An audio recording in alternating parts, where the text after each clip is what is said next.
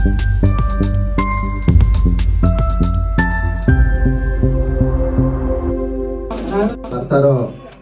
जन्म वार्षिक रे मु बहुत बहुत अभिनंदन शुभेच्छा शुभकामना जनाऊँगी कही रखा चाहे सतरे आश्चर्य लगुच 44 वर्ष धरी। नमस्कार आज्ञा आपन को वास्तव टी पक्षर अनेक अनेक स्वागत। आपण ओडिशार युव विधायक सर्वकनिष्ठ विधायक श्रीयुक्त सौभिक विश्वाल महोदय। बर्तमान गोटे प्रश्न रही ये जो अवसर प्राप्त सरकारी कर्मचारी एमानकर गोटे रोचे जे आशा यहाँ हूँ पेंशन। बर्तमान सरकार दल में आपण ये जो सरकारी पेंशन तांकर गोटे टेंशन हो जाए विषय आप कौन कह आज गोटे सौभाग्यर दिन मो आज मत मो गुरुजन मैंने आज मत ये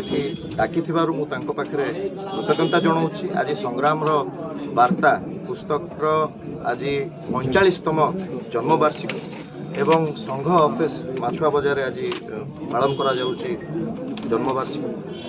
जहाँ प्रस्ताव आज रही मो पूज्य गुरुजन मैंने जो मैंने अवसर प्राप्त सरकारी कर्मचारी रही आसी जो मैंने कि मेरुदंड जो भाव में सरकार योजना गुड़िक जनसाधारण पाखे पहुँची पार्ची सरकारी कर्मचारी मैंने हेले बैकबोन्स कहले अत्युक्ति हम ना। मु आज प्रतिश्रुति देछि आसंता विधानसभा हेल्थ इंश्योरेंस एवं पेंशन विषय निश्चिंत भाव में माननीय स्पीकर को पाखे निश्चित भाव में यहाँ उपस्थापन करी बोली आज प्रतिश्रुति देछि। मोर दृढ़ विश्वास राज्य सरकार निश्चित भाव में जहाँ प्रस्ताव रही से प्रस्ताव को पारित करेंगे बोली मोर विश्वास। प्रतिश्रुति मिलला नहीं दाबी पूरण होला नहीं। देखंतु आज जितेबाला मु मंचरे बसिली से समय मोर पूर्ववर्ती वक्ता मोर गुरुजन मैंने जहाँ भी ये वक्तव्य रखुले एवं जहाँ प्रस्ताव रखुले से प्रस्ताव गोटे दुईटी प्रस्ताव जहाँकि अत्यंत गुरुत्वपूर्ण इन्शुरांस एवं तांकर पेंशन कथा यही विषयटा को प्रथम पर्याय विधानसभा तो निश्चित भाव में उपस्थापन करी बोली आपन माध्यम समस्त को जनवाई चाहे। मोर दृढ़ विश्वास अच्छी माननीय मुख्यमंत्री श्री नवीन पट्टनायक ए विषय जानिला परे निश्चित भाव में किसी ना किसी पदक्षेप नेबे बोली मोर दृढ़ विश्वास। आपनकर ये जो आंकर कार्यालय अवसर प्राप्त सरकारी कर्मचारी कार्यालय को देखिए आप जो 3 लाख टका सब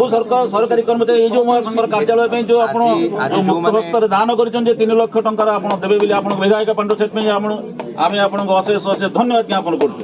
तथापि मत भी आउ एक गणमाध्यम तरफ एक विशेष न यही मानकर दुख आप बुझंतु आप संग्राम वार्ता आप संग्रामी प्रथम अधिनायक साजतु। निश्चित भाव में मोर जड़े युवक हिसाब से मो गुरुजन मानकर नाती हिसाब से पु हिसाब से जितेबाला जहाँ आवश्यकता पड़ो मुझे भी मना करी पछ घुंचा देवी ना सब संग्राम वार्ता सहित रही रही आम भी आशा कर सब गुरुजन मान आशीर्वाद आपड़ ढाई पड़े आप उत्तर उत्तर उन्नति हो। नमस्कार आप परिचय गोपाल बेहरा महासचिव ओडिशा राज्य अवसर प्राप्त कर्मचारी महासंघ। आज संग्राम वार्ता उन्मोचन आज जो संग्राम वार्तार उन्मोचन उत्सव होची पत्रिकाटी 45 वर्ष धरी चली ओडिशा राज्य सरकारी कर्मचारी समन समिति ये ओडिशा राज्य सरकारी कर्मचारी समन समिति और Odisha State Retired Employees Federation उभयों आनुकूल्य में ये पत्रिकाटी बर्तमान आगे चलती 45 वर्ष धरी ये पत्रिका चली बड़ कथा नुह आज यार 45तम उत्सव आज ये पत्रिकार आम उत्तरत ये कामना करूँ कि भाव चलो ये पत्रिकाटीर जो फलकर वृद्धि पाइब एवं रिटायर्ड कर्मचारी सहित आमर जो चाकरी थिबा कर्मचारी ये समस्त मिलित भाव में ये पत्रिका को आगे ने कर्मचारी आंदोलन ये पथ प्रदर्शन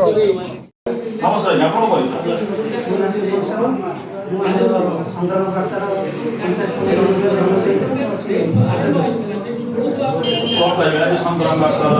45तम जन्म जयंती पालन पुस्तक आज संग्राम वार्ता 45 पहुंची जिते यहाँ प्रथम या बहुत कष्ट आमर